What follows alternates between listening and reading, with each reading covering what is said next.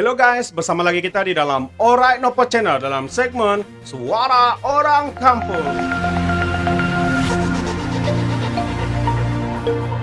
Alright guys, so sebelum kita teruskan, jangan lupa tekan butang subscribe, like, dan share. Kembali kita tonton berita panas hari ini. Oke guys, ini adalah kenyataan media Anwar Ibrahim yang terbaru. Pada hari Jumat yang lalu, Malaysia melaporkan sebanyak 2.551 jumlah kes jangkitan COVID-19 yang baru. Angka terkini adalah sesudah 395 hari tempoh pelaksanaan Perintah Kawalan Pergerakan PKP dan hampir 100 hari sejak pengisytiharaan darurat yang diumumkan. Sejujurnya, pelaksanaan PKP adalah kegagalan yang nyata. Katanya darurat hanya hela pemerintah untuk terus berpaut pada kuasa. Rencana vaksinasi juga tidak jelas dan lembab. Katanya lagi sikap kerajaan ini adalah mengemudi negara saat wabak dapat dikelaskan kepada dua kategori. Bila ia berjalan lancar, percayalah kami sedang menanganinya. Jika tidak, pemerintah akan bingkas menyalahkan rakyat. Namun tidak akan ada sebarang kebertanggungjawaban kepada para pemimpin yang bertanggung jawab dalam merencana dan melaksanakan kebijakan, mendapatkan vaksin dan juga memastikan agar rencana vaksinasi berjalan pantas dengan berkesan. Inilah hasilnya bila sesebuah kerajaan tanpa mandat rakyat yang menyalahgunakan wabak dan perlembagaan untuk berpaut pada kuasa. Katanya dalam hari-hari mendatang, saya menjangkakan rakyat akan terus dibuli kerana melanggar SOP dengan beberapa pengumuman yang mengelirukan. Yang sekiranya dilanggar akan dikenakan denda yang melampau tinggi. Beberapa pengumuman yang mengelirukan ini juga termasuk larangan rentas negeri untuk sambutan Hari Raya Aidilfitri yang akan datang. Meski para menteri akan dibenarkan rentas negeri dan menganjurkan majlis, saya menggesa kerajaan untuk memberi respon pada persoalan-persoalan ini. Katanya yang pertama, menteri bertanggung jawab menjaga hal vaksin mengatakan bekalan vaksin Malaysia rendah kerana negara-negara kaya mengawal pasaran.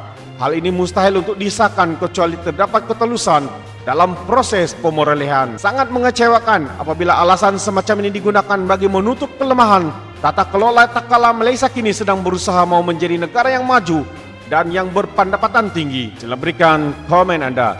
Memandangkan negara berpendapatan sederhana yang lain menunjukkan kadar vaksinasi yang lebih tinggi dan cemerlang. Alasan menteri tersebut kekal lemah sehingga fakta diketahui. Alasan alternatif tentang mengapa Malaysia mempunyai bekalan vaksin yang rendah adalah kerana kerajaan lambat bertindak untuk mendapatkan kontrak atau rundingan dengan pembekal menemui kegagalan dan sesudahnya kita di barisan akhir untuk mendapatkan vaksin.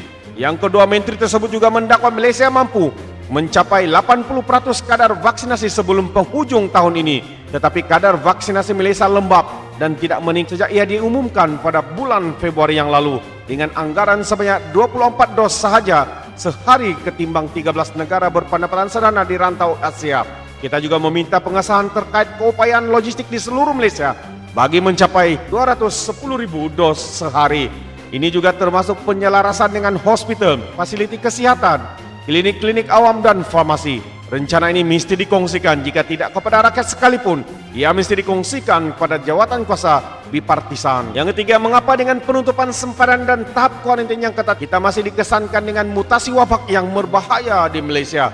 Penutupan sempadan telah memberi kesan yang sangat besar pada ekonomi dengan alasan untuk menyelamatkan nyawa. Sekiranya penutupan sempadan ini tidak diuruskan dengan baik, maka kita sedang mengorbankan ekonomi kita tanpa manfaat yang munasabah. Soalnya lagi, apakah kini terbaru terkait dalam hal memastikan sektor swasta bertanggung jawab atas penularan wabak COVID-19 ini di kalangan pekerja asing. Dan yang seterusnya, pendaftaran untuk vaksinasi juga rendah dan ini menambah kebimbangan apakah imuniti kelompok mampu dicapai pada hujung tahun ini. Apa yang telah dilakukan kerajaan setakat ini bagi meyakinkan rakyat untuk mendapatkan vaksin, katanya. Soalnya lagi, apa metrik yang digunakan oleh jawatan kuasa bipartisan dalam sesungguhnya untuk mengosorkan penempatan darurat. Saya menggesa rakyat untuk mendaftar bagi mendapatkan vaksin.